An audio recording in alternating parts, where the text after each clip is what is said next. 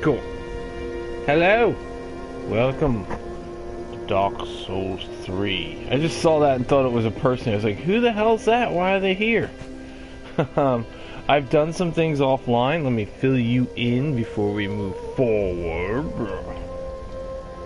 I did some invading. Yes, that's right. With the Red Eye Orb. And it was fun. They need to tweak some things. They really need to tweak some things. It's very difficult for an invader in Dark Souls 3.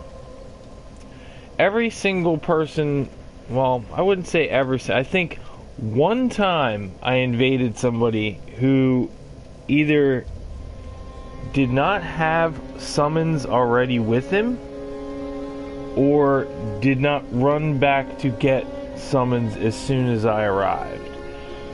One guy actually fought me. Like, saw me come. Make sure this is right. Saw me come, and he was in front of the Abyss Watcher's door, so I'm sure there were summon signs right there. And he fought me. Now that's fine because I'm a surprise invader, so I get it. A lot of people aren't into PvP, and they just want to kill me as quickly as possible and go on with their game. But it's frustrating as the invader when you want to at least have a chance to win, and you show up and there's your target, and he's got freaking 2 or 3 Sunbros there with him. I mean, it's just like you immediately go, I'm probably gonna die here. Now that can be overcome because you want to try to use the environment to your advantage. Get with other enemies, try to get help from other enemies in the environment. But a lot of people won't fall for that. I've had guys who basically knew I was trying to use enemies and were just like this. They were like,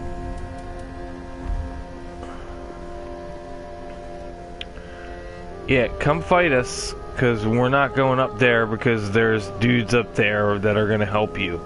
I remember one time there was actually 2 dudes. There was a Sunbro and the guy I'm trying to kill, and they would push up to a certain point and then back off, and they kept pushing up and then backing off. So I knew I had a safe zone because they wouldn't go farther than this one point. It was actually, again, I did a lot of invading in front of the Abyss Watcher's door. And I actually got one of the Dark Wraiths to come with me down those steps. And when it was 2 against 2, when it was me and a Dark Wraith versus the Sunbro and the Summon, they would have nothing to do with it. They were like, we want to fight you 2-on-1 or we're not fighting at all. The other thing I think I have a problem with in PvP... Whoa, I didn't know you did that. Is drinking is very fast. It's too fast. It's very hard to punish a chugger. You drink so incredibly quickly that basically your only alternative is to go ahead and let them drink and know that they're going to run out eventually. You're going to have to knock down their health, get them to drink, knock down their health, get them to drink, knock down their health, get them to drink, until you know they don't have any left. I'm trying to think of what else. I did have a couple times where there was fellow invaders that came with me that I invaded, and there was another invader, and that helps. But the problem there is that you can actually hit your friend and you're hurting each other because you're both chasing this guy, swinging at him, and you're hitting each other. It seems like a lot of people will do this. and I can't do it now because I can't lock on to anything. But they lock onto you and they shield up and they just they get on the back foot and they just run around and they just block and they block and I'm trying to do the kick, but it's such short range, the kick, that it's very difficult to actually kick. I've done it a couple times. Usually the best thing there is if you have a decent amount of stamina, you just start wailing on them with their shield up, and eventually you're going to break their guard and get the parry. I actually got a couple kills that way, and probably the best one I had was there was 3 dudes, two summons and the guy, and then me and another invader. And it was a free-for-all. Me and the invader killed the 2 summons, and just as we killed the last summon, the other invader died. So it ended up just being me and the host, and it went on for a while. He had a big, huge shield, and he kept shielding up and backing off and healing and backing off and healing. And I got lucky and parried him. Getting a little bit better at parrying. Parried him, one-shot him with the parry kill, and yeah, that was my most epic finish off. I could show you now. I have, just so you can get an idea, I probably invaded about 20 times, give or take, maybe a little more.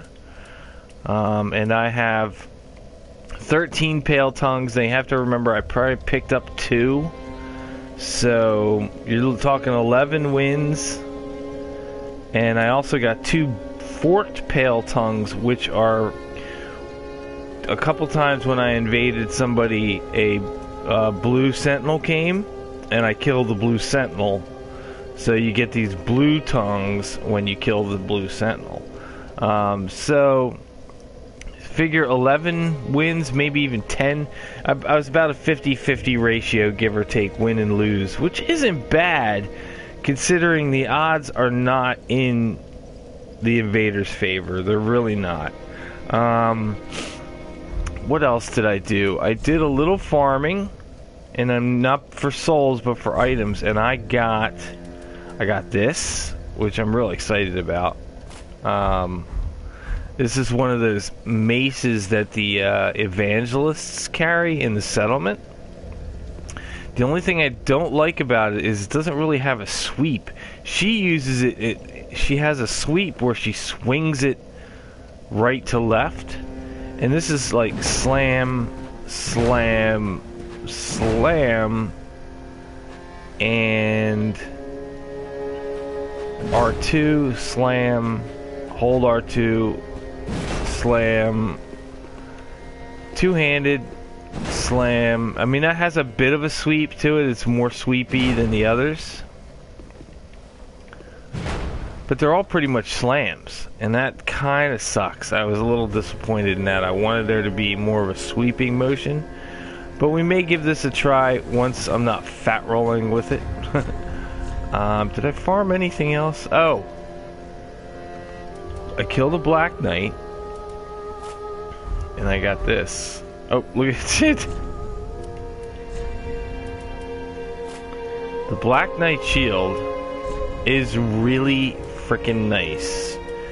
The only problem is it's a skill shield. It's not a parry shield. Which is fine. But I would have preferred it. If I'm going to use it, I want to start parrying more. And, you know, obvious, but it looks sweet. Does that not look sweet? That looks freaking sweet. It's bigger than it was in Dark Souls. But, the stats on it are ungodly.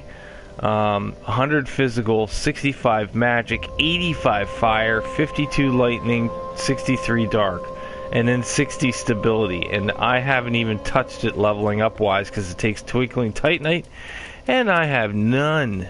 Now you're also going to say, well, you could, going back to the Estus chuggers, I could use talismans, I only had 3. I don't know where to buy more. So I did use them and they are useful. But couldn't, I ran out very quickly. So I'm still kind of more in favor. I'm thinking of maybe trying Grass Crest, to be honest with you. But this shield's so good. I really like it, and it's a parry shield, so we're gonna stick with that for now. What else did I get? Did I get anything else that was... Oh, I got this from one of the trees. One of those big trees in the swamp. The stone parma. Mossy stone disc, though terribly heavy, it can serve as a shield. Now it says stone disc. The disc is a relic of ancient magic, and one can practically feel the power flowing through it. Oh, excuse me. It's almost as if the shield's not meant to be a shield. It's meant to be something else, and it's just used as a shield. I took a lot of the souls that I made, which you don't really make a ton of souls invading, and I just bought consumables. I bought she only had 3 gold pine rares. I bought those. I bought a bunch of... Oh, you can only carry 5, so I have them in storage now. But I bought a bunch of charcoal resin. I bought... What else? I bought the dried fingers. I bought the helmet for... Oh. This set. But again... It's nice. I don't hate it as much as I thought I would. But I think I like the individuality of having a different helm. Call me crazy. This guy showed up here. The guy from Karim. Ah, I know you. Been some time. I just dropped in to see how she's getting on. Now, what are you playing at with this circus? This cesspool of doddering old folk and degenerates. Couldn't be better. She must fit in perfectly here.